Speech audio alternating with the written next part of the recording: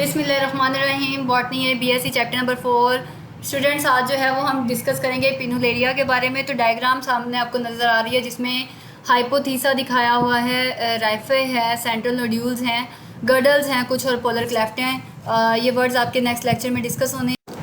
तो Pinnularia occurrence it is found in Pinnularia is a fresh water alga. ये साफ़ पानी में रहने वाली एल्जा है।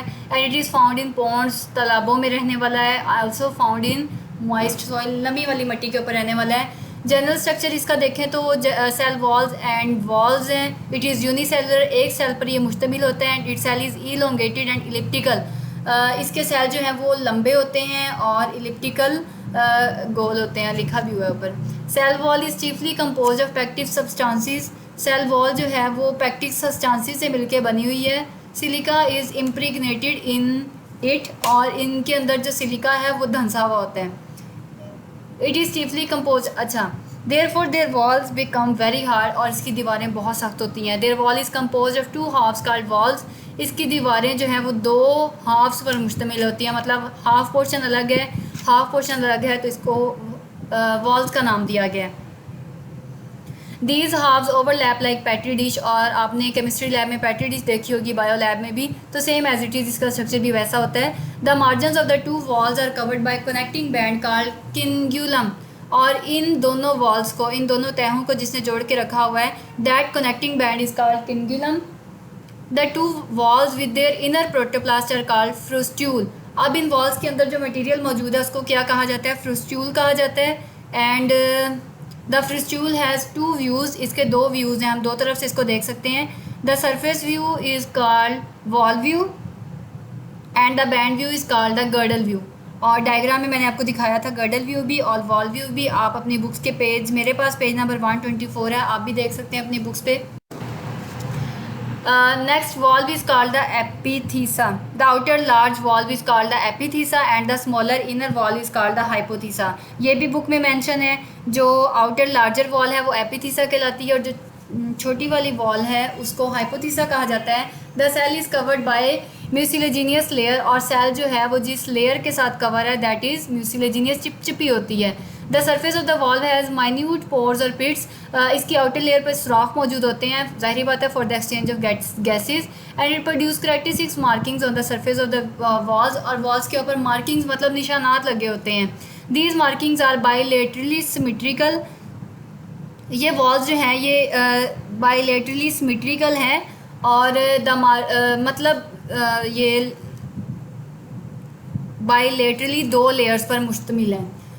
सिमेट्री कहते हैं, उनकी बनावट ऐसी है। The marking free area is called axial field, और ऐसी जगह जहाँ पे ये निशानात मौजूद नहीं हैं उनको एक्सियल फील्ड कहा जाता है। And the markings are arrange in linear rows, और ये लाइन की रो की शक्ल में मौजूद होती हैं।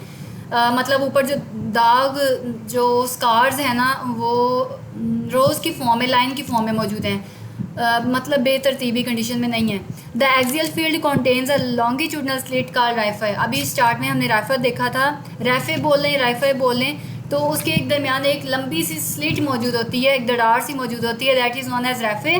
The raphe is not continuous throughout the length of the wall, और ये जो है ये सारी बॉडी के अंदर फैला हुआ नहीं होता।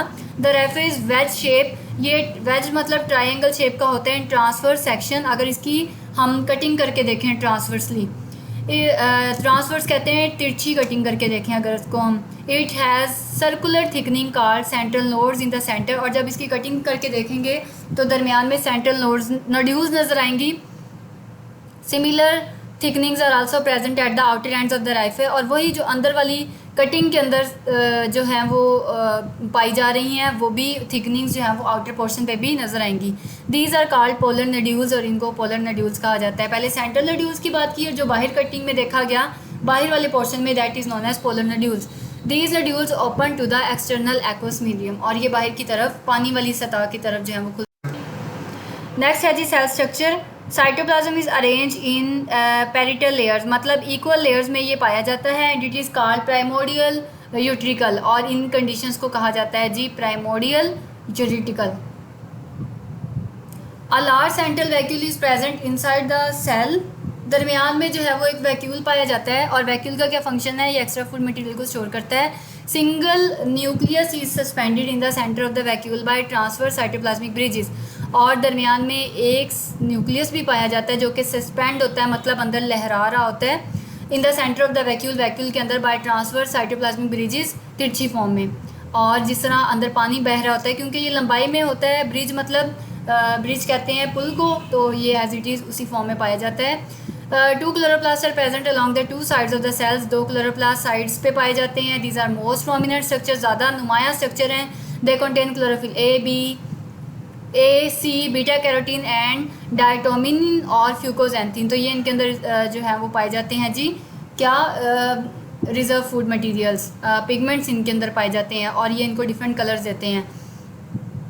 Fucoxanthin gives the algae characteristics colour, ये इनको बहुत सी अच्छी सी रंग प्रोवाइड करता है। 1 और 2 pyrenoids are present in the chloroplast, ज़ाहिर बात है क्लोरोप्लास्ट मौजूद है तो कलर्स भी मौजूद हैं।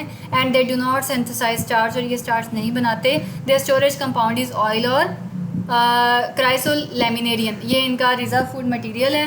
नीचे गर्ल्स आपको पिनुलेरिया नज़र आ रहा है कि उसका पहले स्मॉलर साइज़ दिखाया गया है, बाद में जितनी भी उसने अपनी कॉपीज़ बनाई हैं तो उनका साइज़ जो है वो दोबारा से गेन कर लेता है। गैमेट्स मिलते हैं, मेयोसिस के ज़रिए जाइगोट बनता है, एक्सोस्पोर फॉर्मेशन होती है और फिर से पिनुलेरिया बन जाता है।